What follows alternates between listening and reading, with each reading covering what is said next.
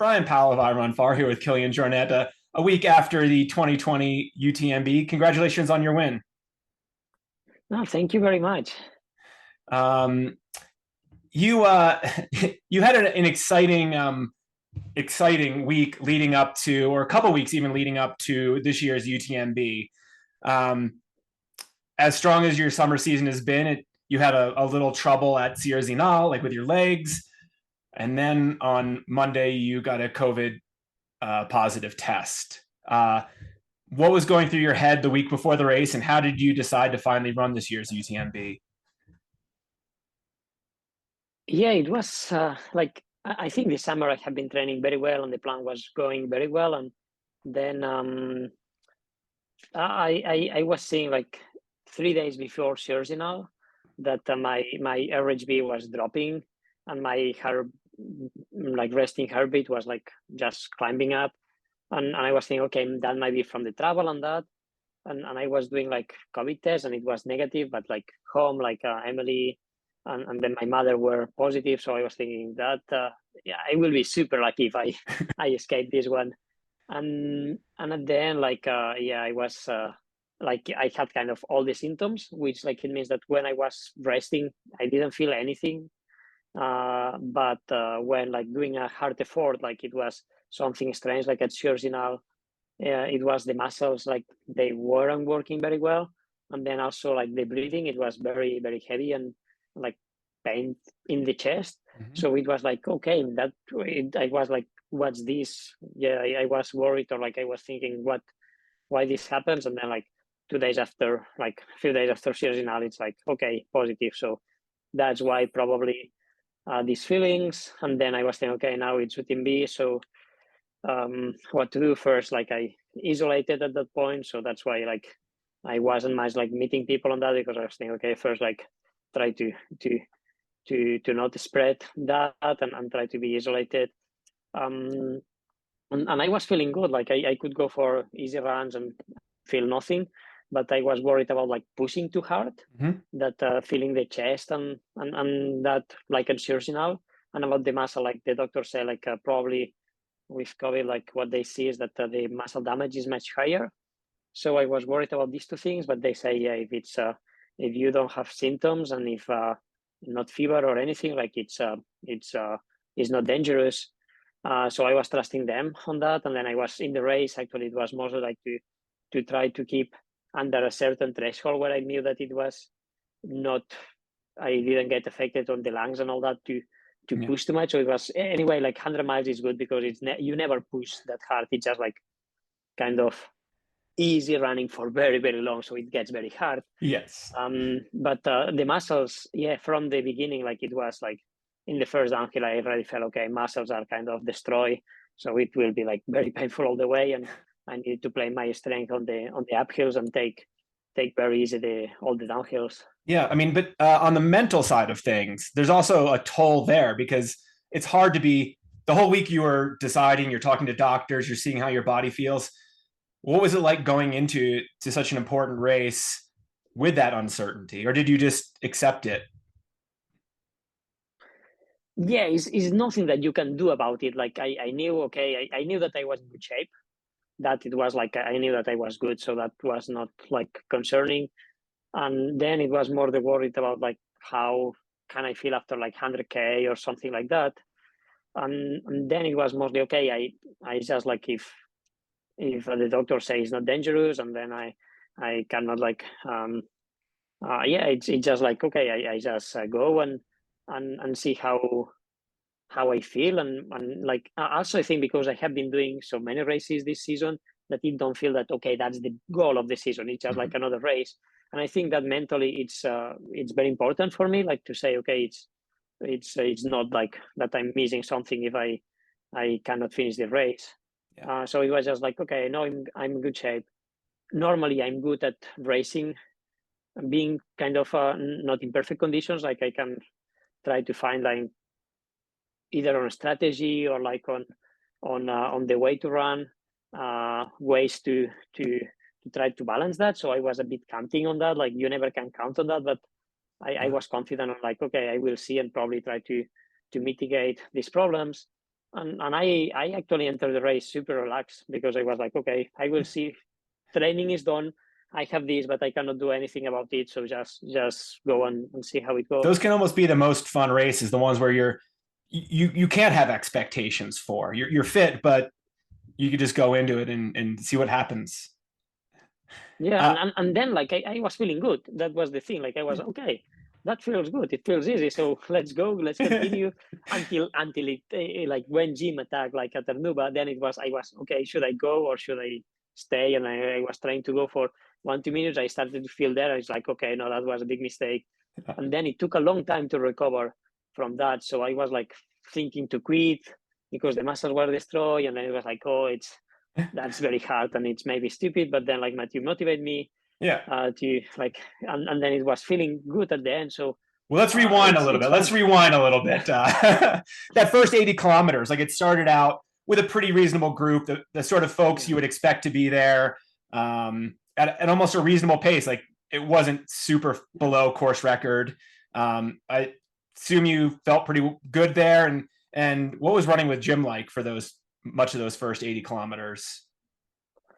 Yeah, it was cool. Like we ran most of the time at the beginning, all the way to pyramids. Also with Tom Evans was also there, and it was very very nice. Like just to and Zach Miller was also there. So we were like the four of us, like kind of running. Very small talk, like very not a lot. Like we were like kind of everyone concentrate on the race, and it's the night. You need to look where you put the feet and all that. But it was nice to run with them. And then like in the downhill to pyramids, Jim and I like went a bit in front, And was that and you it pushing was the pace or nice. was that Jim? I actually was in the front like there because the downhill is a bit more technical and it feels like easier. And then I was just putting probably a couple like of seconds to Tom and Zach, and then actually down to Kurmayer, Zim was pushing, so I let him go in front. Maybe like it took me like I don't know 1 minute or so to enter Kurmayer, and then we did a long stop, eat a lot, like relax, and then in the climb to Berton, like I was kind of pushing. It felt like good, like we were like enjoying the moment. It was like a good pace. Like we feel like okay, we are just like letting pass the kilometers, so not getting tired, which I mean it's what's the most important until Champé. And then it in the downhill to Arnuba, like he was just attacking, kind of like it was really like pushing hard. And I was a bit surprised and not surprised. I was surprised, like saying, okay, it's still like 80K to go. So it feels a bit early for that move, or he's super strong and super confident, or like I was thinking, or he can explode later on. Were you So I surprised that was he was thinking, attacking you on a downhill at all? not really, because he's been kind of attacking in this place, I think, for a few times. So I like, but it was mostly, I think, like that, and then yeah, at that point I was like, okay, should I try to follow him or stay? And I was thinking, okay, still a long way to go, so I don't want to push a lot. But on the other way, like I don't want him to go too far. So then I try to like not go with him, but try to accelerate a bit. But then is when I started to feel really like really bad on that, more like on the system. And I say, okay, now I really need to cool down. So I was going down like I this next section, like from Grand Col Ferret all the way down to La Folie, I was going like at 100 pulse per minute, because I say, okay, now I need to really recover to see that the lungs and everything functions well. But then the muscles were just going down to from Grand Col Ferret. The muscles were kind of destroyed, like very very painful. So it was like, oh, that's. I was thinking, okay, if it's this painful, I cannot finish. Like it's just too bad. And it went like that way until Mathieu passed me, Yeah. because I think Jim then he had like 14 minutes or even more, 20 minutes on us. Yeah. And And we he were looked too good. fast. And frankly, Yeah, for you did not look great I at didn't La look good. Folie. No, No.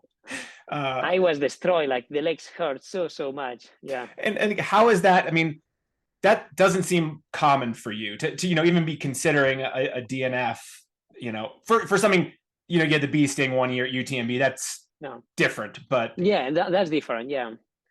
What was that like for you to to be questioning yourself or questioning continuing?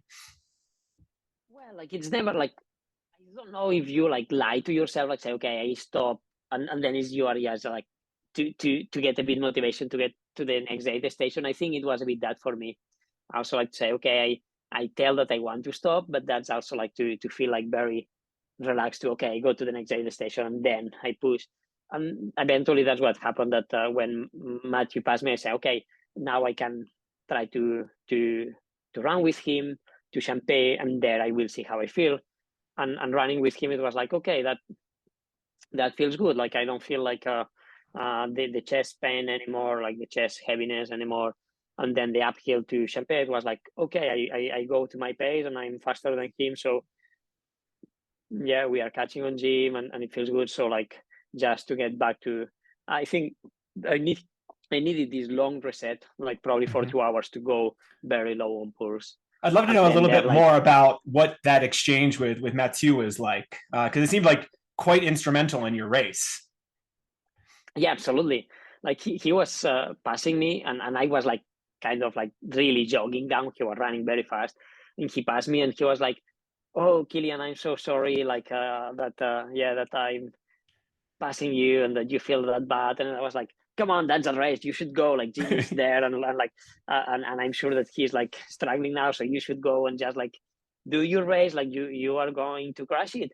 And then like, yeah, we just say that and then he continued. And then I said, okay, I keep a bit behind. And then, yeah, I was running and I passed him in the uphill and then was like, okay, we are catching on Jim. So like, let's work kind of, don't talk about like, let's work together. Like we can catch him and we can go. And then it was more like I was feeling very good in the uphills. He was running very well in the downhills. So like I was trying to push him in the uphills. He was pushing me in the downhill. So like we were working together that way. Yeah. And when did you catch? When did the both of you catch Jim?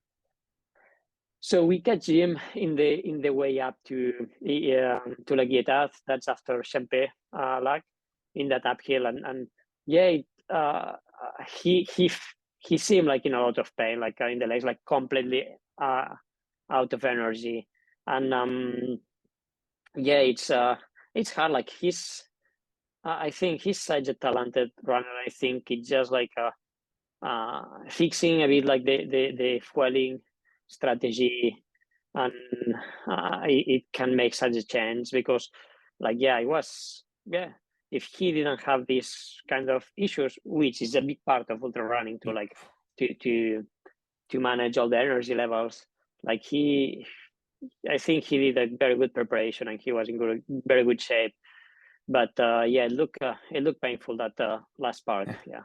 So you and Matthew are running together from more or less 125 kilometers, maybe a little later, to Valencine at 153. Um, did you and you started pulling away somewhere around Valencine? Did you make a distinct move, or what happened there? Yeah, like I knew, okay, that's how I am. Like in the race, I know that muscles are hurting a lot. I know that I cannot be pushing like very hard for a long time with how I feel.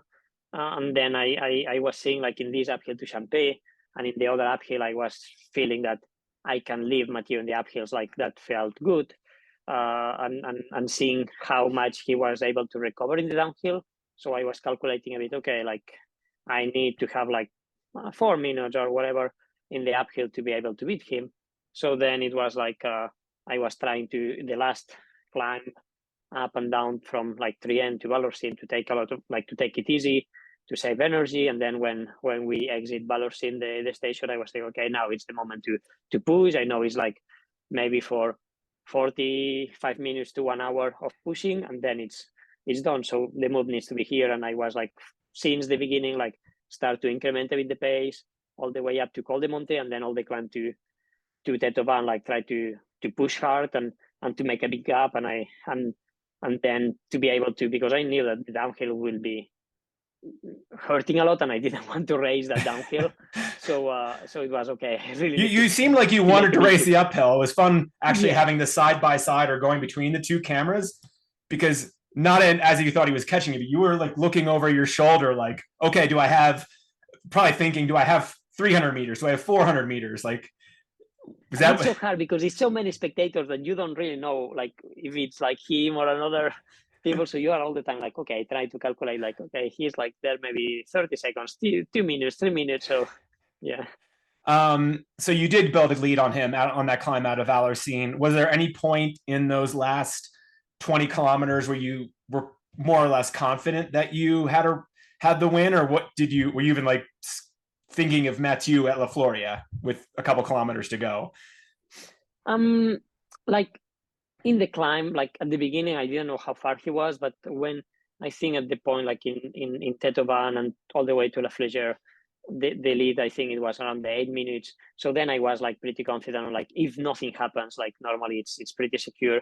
But I was feeling like I didn't know how the muscles will react. So I was thinking, okay, I cannot relax. I need to like really kind of work the downhill and not probably don't need to like give everything and try to break more the muscles and that. But I need to run quick. I need to not have any problem.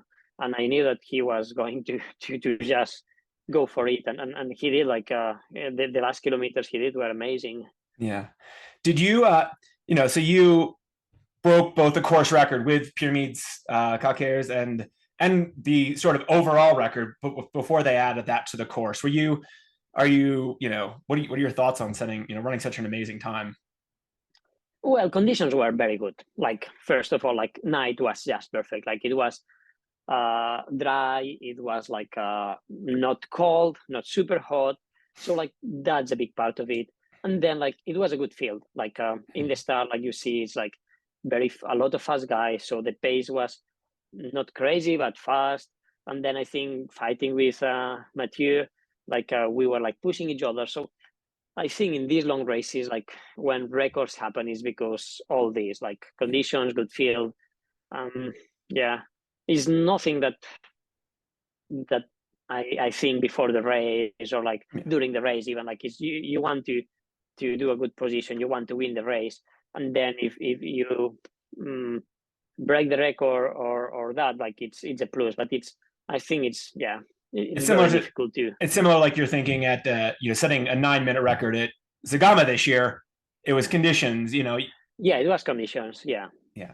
But also at UTMB, it's so long having the competitors push the pace, push you. I mean, that makes a big Jim, the first, difference. Yeah. Jim was running fast, as you know, after Pyramids, Arnuva, you know, you and Yeah, Matthew had someone to the field, chase. it makes a big difference. Yeah, Yeah. that if you have these and then you motivate each other, like you are going to run fast. Yeah. Does having, I mean, you've had other challenging races, whether it's breaking or you're dislocating your shoulder, hard rock or whatever, but doubting yourself during the race and having the COVID before the race, does that make having a successful run, whatever that is, more special? I think so. Like for me, this UTMB was one of the harder races I have done because of that. Like I was feeling shit from kilometer one to the last one. Like it was not any kind of, oh, I feel good during this time. Like it was like very hard, and I need to work both physically and mentally during all the race, which it made very hard. And then I'm really happy about this season. Like the main goal was to say, okay, I want to perform in short and in long, and and and I'm happy that the plan that I did with the training, it worked well. Like at the end, it's like to say, okay, that can be maybe a base to, if you want to do short and long, how to do it, and to be able, because before I was like the days before UTMB is like, okay, yeah, maybe I shouldn't start like if I'm not 100% on that. But it was like, but come on, the goal of this season was to see if I can do long and short. So it doesn't matter the result at the end, but if I prove that I can do a good race to UTMB, it doesn't matter the position.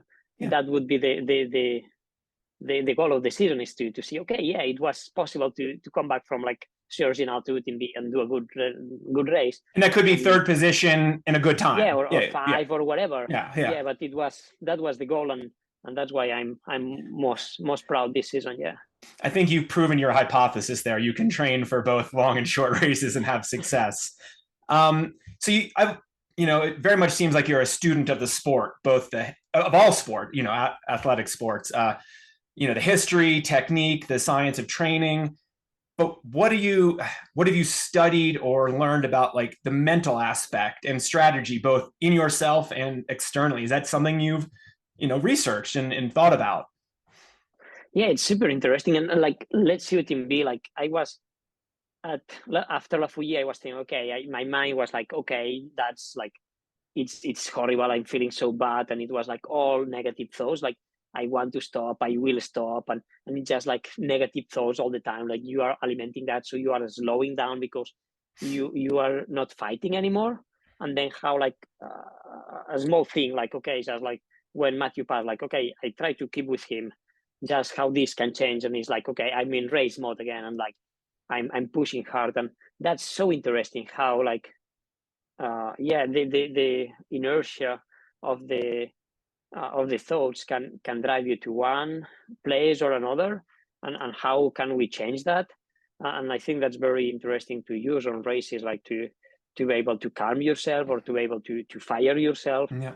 and and it's probably in ultra running, it's where it has the most impact, because it's, you will have up and downs during a race. You will Mhm. never, or like very rarely, you will feel like good all the time.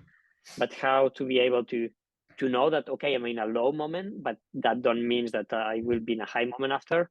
And to study that, it's I think it's super interesting. And I think different people will need different inputs for changing that some people will need like kind of a fight, some people will need like more relaxation. And but to find what is the thing that can switch you Yeah. your mood, I think that's it's very interesting, it's very key. So you saw that in the moment with Matthew, and you learned that or reinforced that lesson. But do you study that or consider that outside of racing? Like when you're home in Norway, do you read books on like the mental aspects of running or of sport, or just consider that at all? Yeah, I've been reading a lot of psychology and kind of all the sports science, but also like try to put on practice. Yeah. And like, I think that the best school for that is mountaineering, because like there is like, okay, you are running UTMB, you feel shit, okay, yeah, you can stop and hitchhike in the worst case. If you pass out like in 30 minutes or 20, like someone will pick you up. And if you put that in perspective when you are in high mountains, like, okay, like i'm I'm having a problem, that means that it can be an avalanche situation, it can be like a crevasse situation, it can be like a brain like a demo or whatever it is. And you are up there, you are alone, like you have yeah, like it's, Consequence. if you abandon, like if you say, okay, Yeah. stop fighting, then you will die. So like, then it's how you use this, like, okay, I want to keep fighting, I want to keep pushing, because it's survival. And it's yeah, it's how, I think there you really see the mechanisms of all that, and then try to apply that on the running. Which I don't mean people need to go to these situations like, okay, I'm going to die, and put Yeah. yourself there to be successful on ultra Thank you track. for That's hopefully, clarifying that, Kilian. yeah, yeah. But probably like for me, like the knowledges that I have learned there, like hopefully I can pass to people to see this switch, so they don't need to go to these situations to be able to switch Yeah. from yeah, yeah, from stop fighting to fighting. Cool. And you think about that internally, about that psychology. Do you also think the same? Like you were saying a little bit earlier in the interview about how, from your experience, you can have strategy in how to race your competitors. It's not just who's the fittest on the day. Like there's a bit of gamesmanship. Or would you agree? And how does that work for you?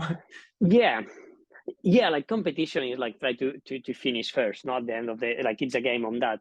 And then you see, okay, who's the fittest. Of course that matters a lot. Like the physical fitness, it's a big part of the game. Like it's not someone that will not be fit and super strong mentally that will win a race. That's not going to happen. But with people that it's in a similar fitness level, is like who is playing best cards. And then like, when that comes to strategy, it comes to the mental aspect. And then you can play like, if you study a bit, or like how are the runners, what are their strengths and their weaknesses.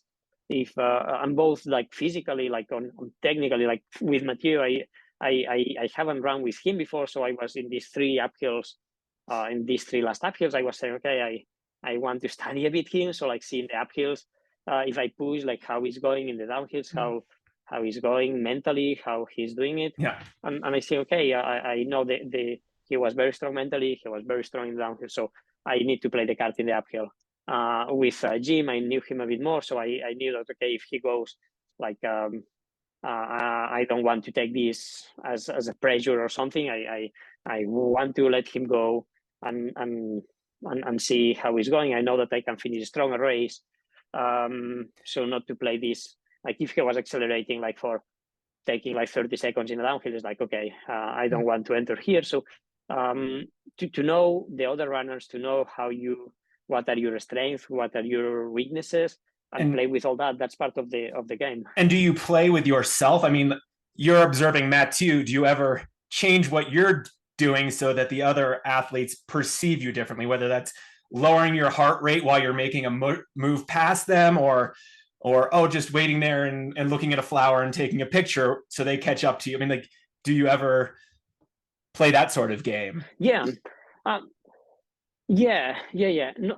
a lot here in UTMB, because like I was feeling very bad and I could not like really hide anything. But in many races, you are like, okay, like when you are talking with the other, like you are, oh, that's very nice. Like, and it's delightful here. It looks amazing. And you are like, oh yeah, it's so hard. So like you try to always look fresher to the others, or like try to do moves like saying, okay, I'm feeling fresh, I'm feeling strong, like run uphill, like with more movement. And it's try to that's play part of the tactics too. One really impressive thing with all your running, obviously your times and your wins, but is your longevity. You've now won UTMB over a span of 14 years. If we look at your sky running and other racing before that, it's even longer. It's not just youth, because there's other people who've performed very well at late teens, early 20s. Like, how, both mentally and physically, how do you think you've been able to perform at that very highest level for so long? I think physically I have been lucky, and I'm not only lucky, but also like very very sensitive to the kind of training that it works well for me, because every person have a different like physiology, like a different genetics, and the training, it will like some people will be able to train more on volume, some more intensity, some more on one kind or another. And I think being able to be very sensitive to that, it made my career longer, like physically, that I could be able to perform. Actually, the 2 times I have been like injured, or like I didn't feel good, it was like actually one time when I was, I don't know, like 16, 17, when I started to train by myself, that I was with a coach, and then I changed to another coach, and then he wanted me to do like more like a classical athletics training with like this intensity, like all over the season. And I started, it didn't feel good on me, and I said, okay, I don't want to work with you. I want to go like to train myself. And since then, like it's been working well, because I think I was like listening to where I can make adaptations, and where I feel like bad, like I get injured or that I'm not doing that. And then the year I was doing 2 years ago, when I was doing a bit more road, I also like get back to this more speed work. And it every 3-4 weeks I was very strong, but I get injured, and I was very strong, I get injured. So it was these times where I didn't kind of, I wasn't sensitive to what the adaptations of the training were giving me. So I think that's very important for the longevity when it comes to the physical. Mm-hmm. And then mentally, it just like I just love training. I just love to be out. I just love to be in the mountains. Like I can take away racing, that's no problem, but training, it's just being out, like that's something that it's part of me. So I think that's if you love it, it's easy. And then it's to trying to find the place and the context where you live, where you are surrounded, that it keeps that like you're recovering this week, and you went out with John Albin and did I don't know how many hours, but you were out in the mountains on a what everyone else would consider a big day, low intensity. But like, Yeah. I would guess that's not the ideal recovery plan. That's what you love to do, correct? Yeah, and then it gives you very good mentally, and especially here in Norway, like all the summer it's been raining every day. Like we had like 5 days of sun since I don't know, March. So like so now it's sun, so we want to be out. Yeah. Yeah. What's next? Whether it's this season, what do you have anything left for this season, or are you gonna just enjoy? No, like yeah, I didn't have planned anything because I wanted to not like to just finish that and then see how it is. So I think I will just do some local races here in Norway because it's fun and it's like it's a good level. Like if it's John, if it's like a Bouguet and that, like it will be fun. But mostly just like to be training and to not think about like traveling or big races, but just like to train and enjoy and yeah, I will see if how the weather is to do some projects here and things like that, but mostly Yeah. like very local and casual. I mean, what do you have left that you want to do? Like next season, you now have you could run Western States if you want. You have a golden ticket. You could go back to UTMB. I mean, lots of the other races you can just get in whenever you want. Like, what? Yeah, Yeah, like what excites you for next year? um, I think that cannot be done like the week after a race. Yeah. I think I want to take a bit more weeks to sit down and think what really motivates me. But I want to do only one travel, like one international travel, because like to try to keep low my carbon footprint. So that means that if I go to an expedition, then I will probably not go to race in the US. Mm-hmm. And I will say like I want to go to Himalayas, so maybe it will be that, or we need to talk with also Emily what she wants to do and see all that. But probably like so I want to do some mountaineering wherever it's in Himalaya or here, and then some races.